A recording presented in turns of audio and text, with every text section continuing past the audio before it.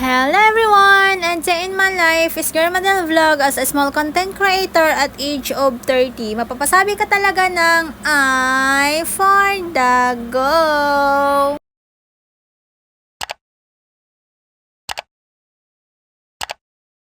For today's video nga po ay maaga na naman po akong nagising sa mga oras na to dahil nga po ay magluluto nga po ako ng mga breakfast ng aking mga anak. Minsan yung anak ko nga po pala ang bumabangon ng maaga para naman sa ganun ay makapag-prepare nga po siya ng kanilang mga breakfast. Pero hindi ko naman hinahayaan yung anak ko lamang po ang nagluluto ng kanilang breakfast. Syempre nakabantay pa rin po ako kahit nga po siya ay naunang gumigising or siya nga po yung nagluluto. Itong luncheon meat nga po pala ang prinito ko ngayong umaga. Nabili lang naman po namin dito sa aming TikTok shop ng worth 180 pesos. Buy one take one na po yun. Kaya kung gusto mo nga rin po matikman itong luncheon meat nga po na nabili po namin sa aming TikTok shop ay arat na. Sobrang sarap po talaga. Promise. Alito nga po pala yung sinasabi kong luncheon meat sa inyo. Sobrang sarap nga po tong kulay blue at saka kulay red. Kaya ano pang inaantay nyo? Let's go! By the way, nakapagluto na nga po pala ako ng luncheon meat dito. Kaya ito naman ako ay pasayo-sayo na nga po ako sa mga oras na yan dahil antok na antok pa po talaga ako. Naparami nga po pala ako ng lagay ng mantika dito sa aming kawali. Kaya ang ginawa ko nga po ay kumuha nga po pala ako ng tasa at saka kutsara at saka ko naman isinaling dito. O diba, kaysa naman itapon ko yung mantika, sayang naman. Kung tatanungin nyo po ako kung bakit po ako naglagay ng kutsara doon sa mismong tasa bago ko nga po pala ilagay yung mainit na mantika doon. Ito pala yung purpose kung bakit ko nga po nilagyan ng kutsara yung tasa bago ko nga po inilagay yung mainit na mantika na ginamit ko, pinangprito ko nga po ng luncheon meat. Kasi para hindi po mabasag yung tasa na nilagyan po natin ng mainit na mantika. Diba, ay for the go. Habang nagluluto nga po pala ako ng almusal ng aking mga anak ay ginising ko na nga rin po sila dahil sa mga oras na yan ay alas 6 na nga po ito ng umaga. O diba, bawal na po talaga ako tamarin bumangon ng maaga dahil nga po hindi na po ako dalaga, nanay na po ako. Sobrang sarap po talaga yung feeling ko kapag ginigising ko nga po pala yung mga anak ko tapos nakapaghanda na nga po ako ng kanilang almusal. I'm proud to myself, I for the go.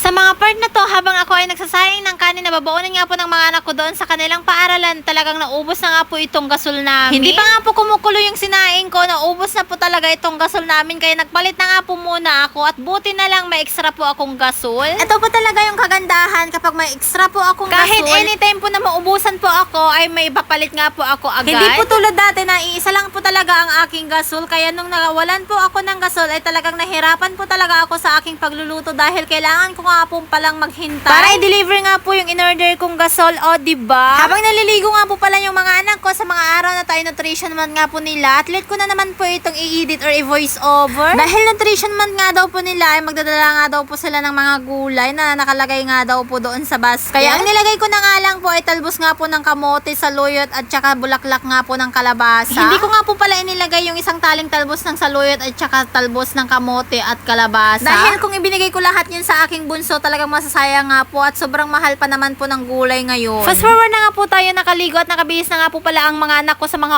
oras na to. Kaya inayos ko na nga po kunti muna itong mga buhok nila para naman sa ganon ay hindi po sila maging buhaghag or maging bruha pagkarating nga po nila sa kanilang mga paaralan. Sabi ko nga po sa mga anak ko kapag nga po ay basa ang kanilang mga buhok ay wag nga po nilang talian. Dahil yan po kasi nagsisimula sa pananakit ng mga ulo. But I don't have a choice. Ginusto naman po nila yan kaya tinalian ko na nga lang po ang kanilang mga buhok. Ang susuplada pa naman po ng mga anak ko kapag nga po hindi ko nga po ginawa yung mga pinapagawa nila sa akin, lalo na nga po sa kanilang mga buhok. O ayan, aalis na nga po pala itong mga anak ko at binigyan ko na nga po sila ng kanilang mga baon. 30 pesos nga po pala ang binigay kong baon nila para sa maghapon. Hindi ko po kasi sinanay yung mga anak ko na binibigyan ko nga po silang ng malalaking pera. Minsan kapag nakaluwag-luwag naman po ako, binibigyan ko nga po sila ng 40 pesos maghapon. Pero sa tuwing nagpapadala nga po pala yung asawa ko ng allowance namin, talagang nag-grocery nga po pala ako ng kanilang baon sa kanilang mga paaralan. Para naman sa ganun ay hindi na nga po sila magbabaon ng pera. Tulad nga po yung sinabi ko sa mga ibang vlogs ko, kung napanood nyo nga po yun, kung binigyan ko nga po ng pera itong mga anak ko, ay hindi ko po talaga alam kung binibili po talaga nila ng kanilang mga pagkain. Kaya much better na lang po yung bibigay ko nga pong pera na baon nga po nila, ibibili ko na nga lang po doon sa grocery para naman sa ganun ay pagkain na nga po nilang babaunin sa kanilang mga paaralan. Nakalimutan nga po pala ng anak ko itong gulay niyang dalhin, kaya binalikan ko nga po ito sa loob. Bali, hindi ko na nga po pala sila ihahati doon sa kanilang paaralan dahil nga po ay maglalaba nga po pala ako ngayong araw. Buti na lang naiintindihan po ako ng aking mga anak sa tuwing hindi ko nga po sila naihahatid doon sa kanilang mga paaralan. Bali, malapit lang naman po ang kanilang paaralan dito. Wala pa nga pong 5 minutes na nilalakad po nila. At nakaalis na nga po itong mga anak ko at ako naman ay gagawin ko na naman po ang